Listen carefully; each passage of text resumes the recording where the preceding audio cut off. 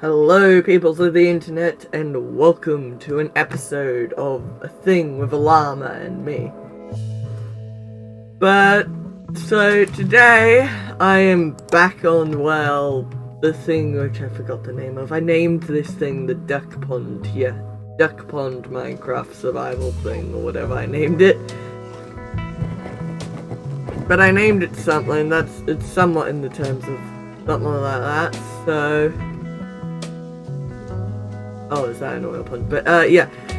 This is, where I left off last time, and seeing as I'm too lazy to actually go out and find somewhere that I actually want to go to, like, to actually find a base, I've decided I'm just gonna sit here, because I'm very much lazy. So, this is the haul we got in the last episode. Nothing, really, much. Just some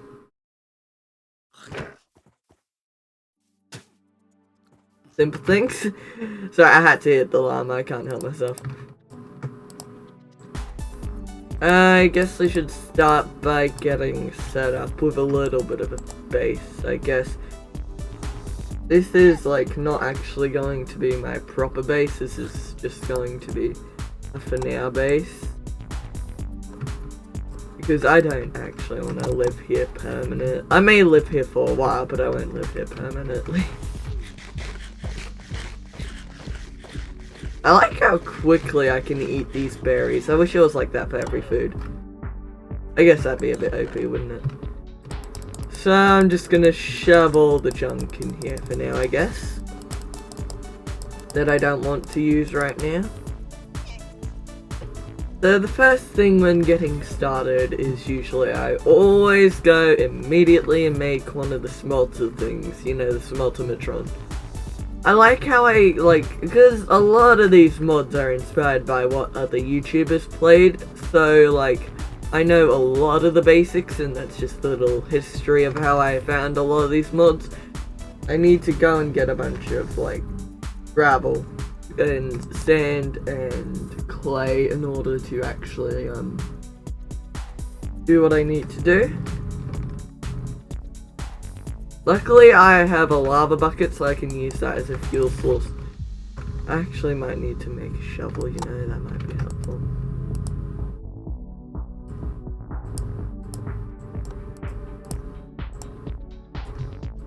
Also, I'm sorry for any background noise you may hear, because I'm using a little filter with OBS that's just genuinely in it, so it should quiet down a lot of the background noise.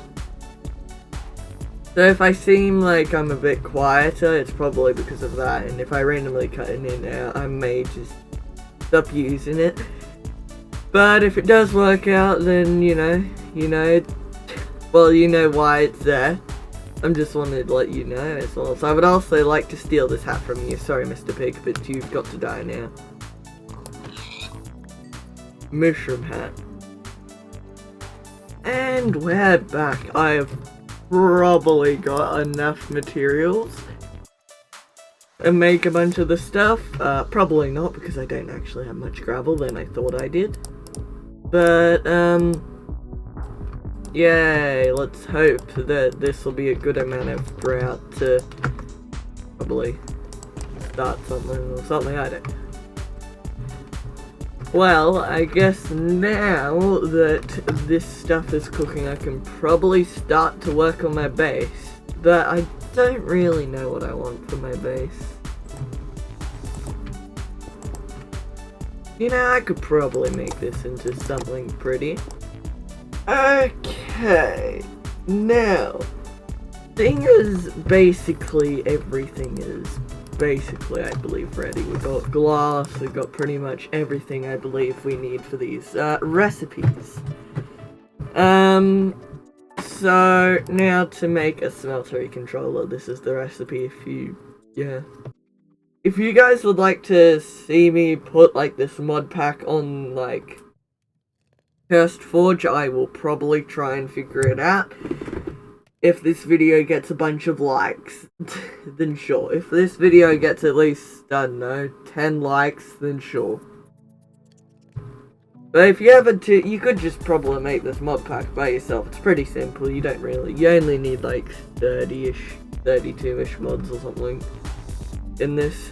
But the main mod is just enough items is the most important mod of all. Because it shows you the recipes for everything. But anyways, it's time to actually make this smeltery controller. And I actually want to make a few of these too. But yeah, it's usually best if you well, this is me trying to figure out how to do sentences. I'm going to try and do a little tutorial thing of how you build a smeltery thing, because I know when I first started I struggled with it a lot.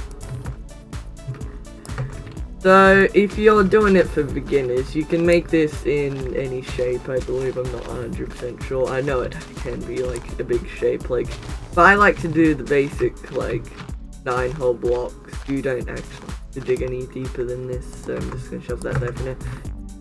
So to make a smeltery, all you need to do I have any more crap? Yes I do, so I'm just gonna shove you in there, and I'm gonna shove you in there. But if you ever want to do this, you're gonna need a bunch of seared bricks. So you want to do it in most likely a pattern / shape like this. You could put your drains like this, or you could put it higher, which I like to do, because if it's not higher, then it's, you know, some other stuff. It's bad.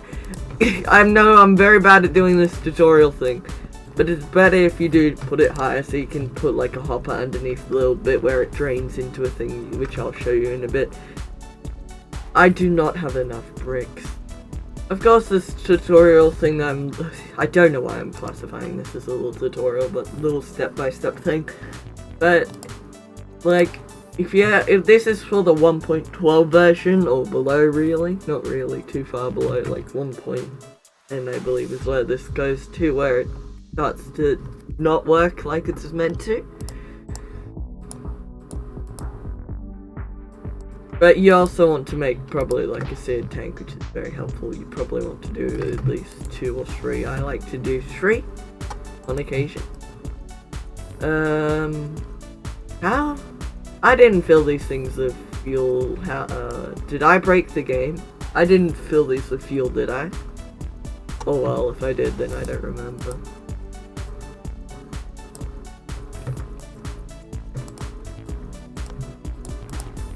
Okay, so I'm just gonna shove a bunch of stuff in there. Quickly gather a bit more of this, and now I'm going to make a few more tanks, because they are very helpful. Because this is where we're going to be storing our fuel for the melt down all our iron and gold and junk, because if you put it into the smelter, it will duplicate it. So 1 iron ore turns into 2 iron ingots. I believe it works with most ores, but if you put like an iron block in there, it will just go back to the original 9 that you made the iron block out of. So that's a little thing if you didn't know. But another thing a lot of people get mixed up and confused with is you can actually do this and you can actually pick it up. I know a lot of people do this manually and it's very annoying. Especially when you don't know, take it from me, I've done that before. But, you can move these, like, while they're full. Which is a good thing. You can also take them. Oh, it's also very risky, don't ever crouch when doing this. But you can do that, and then you can just break it as simply as this. And it's still stored in there, it's all full, it's whatever amount you left it at, and you can take it and you can bring it back to your smelter. Just a little thing for those that are using this mod. If you're using like another mod, then this is probably useless. Okay, so bing bang, and I will also put one here just because I want it to be somewhat even. And there we go, it's like active, we can smelt stuff in here, but we can't drain stuff until we put it one higher. As well as we also need something to drain the iron, raw iron and junk into. So, oh, nope, this is glitched. So now we want to make one of whatever this thing is called, a casting table and a casting basin, I want to say it's called. Yeah. And then we can shove one there, and one of these there. We're going to mainly be using this one, as I don't actually have any of the right stuff for this yet. Now we just need to fill up all of this with bricks to the second layer. Of course you can make these like bigger, you don't actually have to do a 3x3, you can do like a 8x8 or a 10x10 and stuff, you can do it like that. Just as long as it is genuinely a rectangle or a square, I believe it has to be, but I'm not 100% sure. Okay. So I'll cut ahead in the video until this is done. And there we go, we've done this perfectly square. It can go up taller so you can actually hold more space here, but that's it done for now for what I'm going to be doing with it. So now you can shove your ores in there and it will smelt and it will duplicate it to make it into from 1 iron ore to 2 iron ingots. Now obviously some ores do smelt quicker, like copper is going to obviously smelt quicker. So now we got some copper ingots and junk in here. We got wait, what does that say? I don't know. I thought it's, oh, it says 140. But now we have 1 block of molten copper. So now we can just click this and it will pour out molten copper and it will make a whole block of molten copper. Just like that.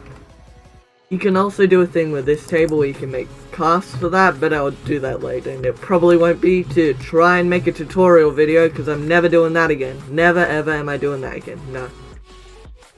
And then here you go, you got your, oh, they've changed the texture of the block of copper, it's way different from before. Well, there's the block of copper, and now I've also got some iron, which wait, how much iron do I have? A block and 3 ingots, okay.